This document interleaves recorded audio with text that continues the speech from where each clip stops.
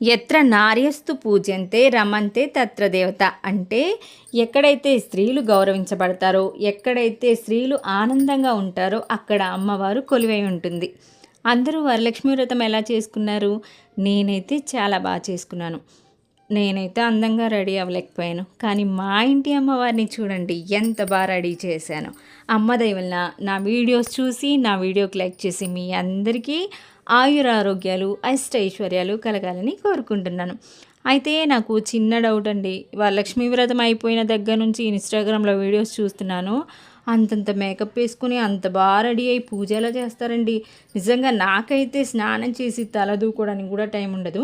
ఆ రోజు మిడ్‌నైట్ 1:30కి ప్రసాదాలు చేయడం స్టార్ట్ చేస్తే నా పూజ మొత్తం అయిపోయేసరికి 12 అయింది.